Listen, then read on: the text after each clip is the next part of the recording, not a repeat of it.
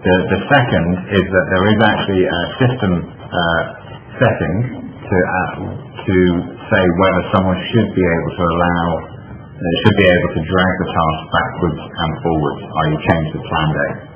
The default setting when we do the upgrade is that they wouldn't be allowed to, and a company would make a very explicit decision to allow them to. So by default, all you would be able to do is drag a task up and down, but there is a ClickHome setting to allow them to move it backwards and forwards. Does that make sense? Yes, the limit allowing someone to make all the changes on the screen and then just replay it one more time on notice. So you'll move to around and make other changes on the background. Yeah, I understand that we looked at it initially and it required a large amount of work.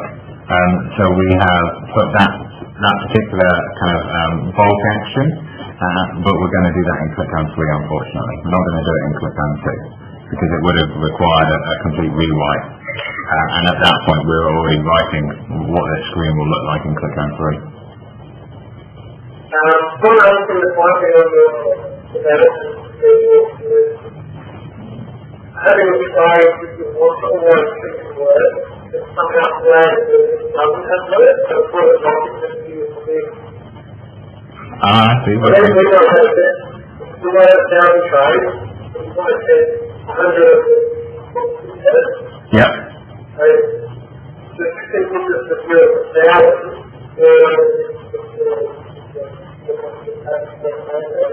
Yeah.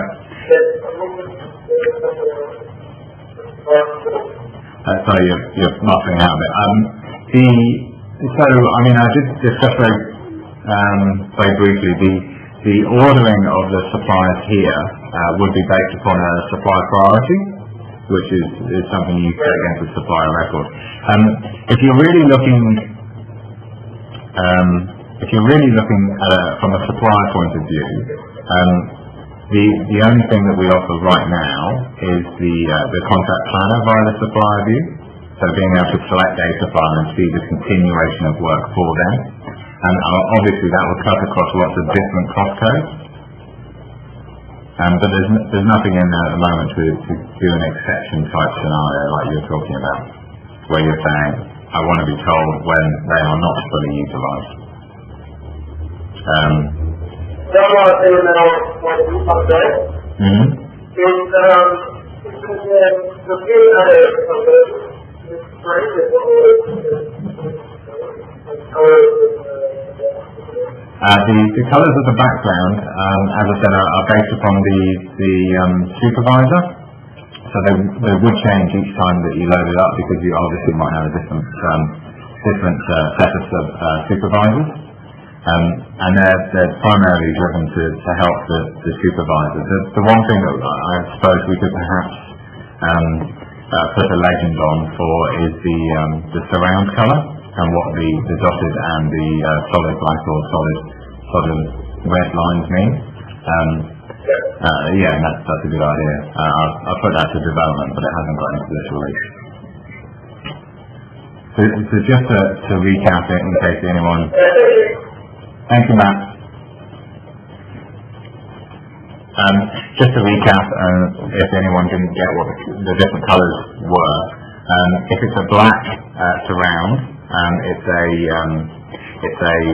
plan task. If it's a red surround, it's a forecast task.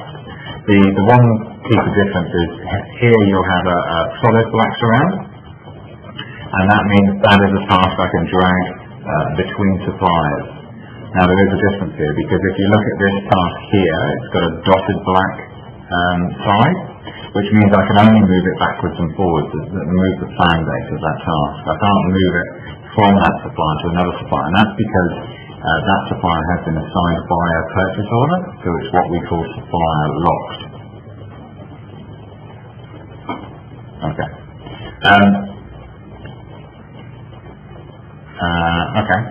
So I'm just going to unmute Sam and ask him a question, and hopefully his sound is sorted out.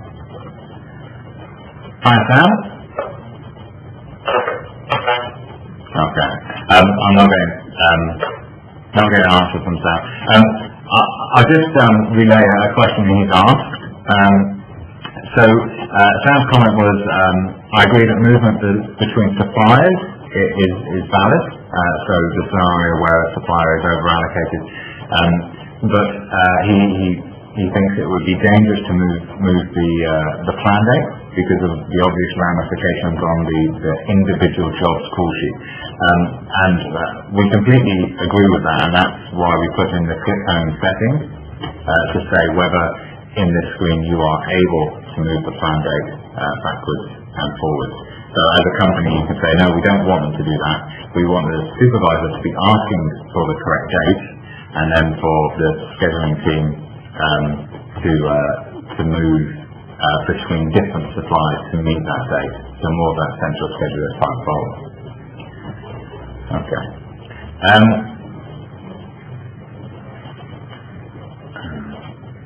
Yeah. So a couple other things about the screen which might make it more useful to the less tech savvy and might make it a quicker shortcut. We enable this screen to be saved as a link, and that link would save all the selections that you've done apart from the date. This up here, this bookmarks this page. If I click that, it will try and add it as a bookmark into your Outlook. So trade allocation for ceilings or regions. Right? So I'm going to add that as a favorite. Okay, and now if I click my favorites, and I can just click that, and it will go directly to that screen with all the same selections. Now you'll see we've maximized the screen a little bit, so we've taken away the ability to do more selections, because the idea is that you save this one query and you can put it as a shortcut on your desktop, put it as a favorite in Internet Explorer, and you'll see up here that the Techo bit, we're storing what we're actually looking at. So you can add specific shortcuts onto the construction manager's or the supply chain manager's desktop, and they can see what's just go directly to that one trade allocation screen. Obviously, if they then want to go and adjust it, they've got to go back to portals, back to supplier, and then into the trade allocation screen again. So I'll just do that so I can play around with it.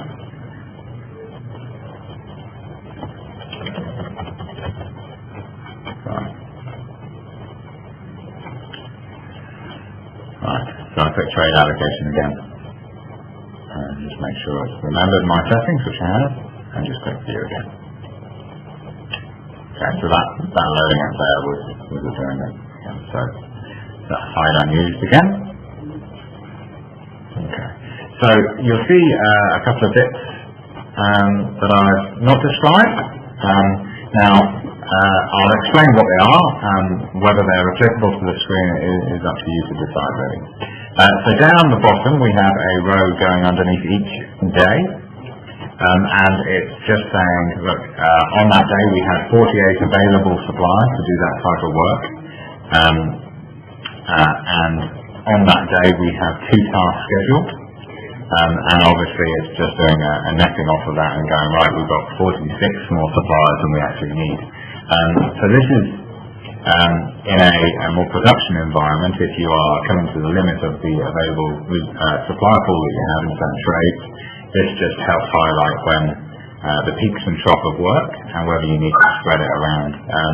If you're a smaller builder, this is more applicable, because you'll have certain trade pools that you'll want to fully utilise, and you'll want to spread the work, move it around a bit to make sure that happens. So it's just visualising that. The other side of this is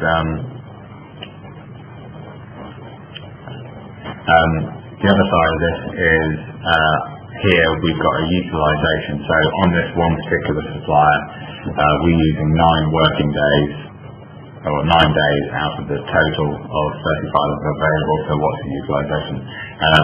Have to be careful with that, because obviously it's not showing all of the tasks maybe for Dean Curtis if he is doing work in another cost code. Okay? Right. So we've already highlighted the issues of scheduling stuff for moving plan dates around for one particular task without having knowledge over the whole call sheet. The scenario that I could see this working is if a construction manager is discussing with his supervisors the specific trades he's got to plan out. He's got this up, he's talking to his particular supervisors going, right, this is over allocated, what should we do? They can then make that action and move it right there and then, and all the supervisors are agreeing on it, kind of replacing the Excel spreadsheet that quite a lot of construction managers use and supervisors use to do that task. Okay. As I said, there are a couple of ClickHome settings that relate to this. So one is the ability to shorten it to just a 14-day view, which just allows you to see less and bigger. And the other one is to enable or to tell the system whether you can just drag a task backwards and forward or not. So those are the two things to consider when you actually install this, or when you start using it. Something I haven't covered, probably the last thing I'll rant and rave about, is the actual filters that are in here. So we've added a couple of extra filters and types of filters, and we've also allowed the selection of multiple cost codes in one go. So if I go all regions, I can select a specific region. So again, there's a construction manager, if they're just doing one region or they're doing all regions. And I can select particular cost codes. So this will give me a list of all the cost codes I have, and I just pick the ones I want to include.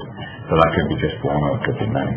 And then obviously the view, the date that you're viewing it from. So if you're looking at forecast tasks and you're looking from today's date forward, you put today's date, and you're just looking forward in terms of stuff that's planned and forecast out. So if I go by business unit, I still have the selection of regions, but I can say I'm just going to do it for production homes versus custom homes, and I still get the cost codes. By construction manager, so I just want to see the jobs that Alan Barnes can see, and he's got one task that he can view. Now, if he's a construction manager, obviously he's going to see all of the different supervisors' work. Okay. So that's really it. I'll just unmute everyone, just in case they've got any questions. Yeah. So really, any further questions? Anything else you want to ask? Anything I haven't covered? This is supposed to be quite a short start. We'll record it and then put it out on the internet so that people can play it back. And obviously we'll be planning future ones on different areas of the software. Any questions? Any questions? Okay, alright. Well, if there's no questions, if there's no, you go on?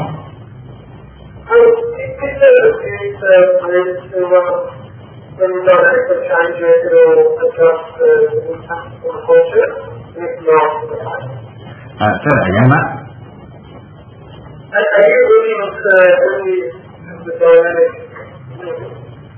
on the paper? Are you looking at changing the impact on the culture? That's right as well.